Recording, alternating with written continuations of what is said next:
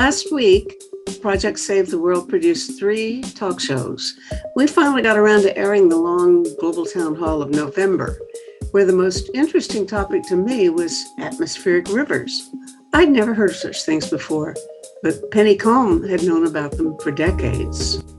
In the atmosphere above us, she says, there are 5 major, and the newspaper saying only like 100 miles across, streams of water. And they have their established patterns.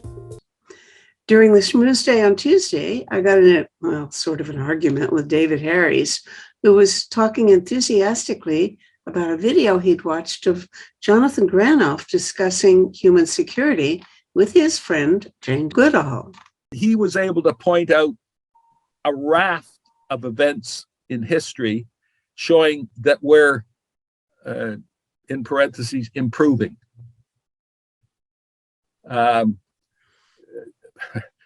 Jane, from her expression, wasn't having a lot of this.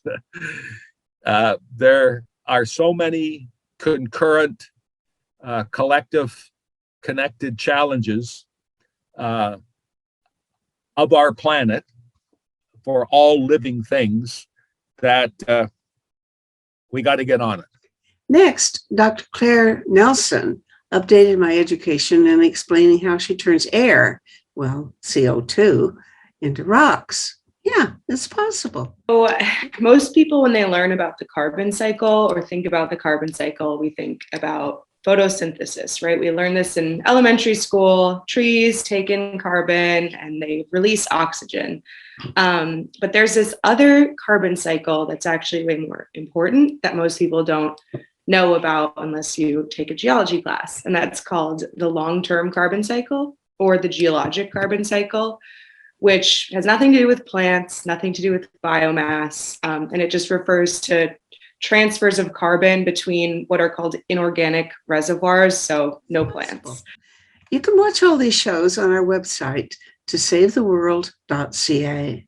On the search bar, just enter the title of the show or its episode number or the name of one of the speakers. And then after you've watched it, scroll down and tell us what you think on the comments column.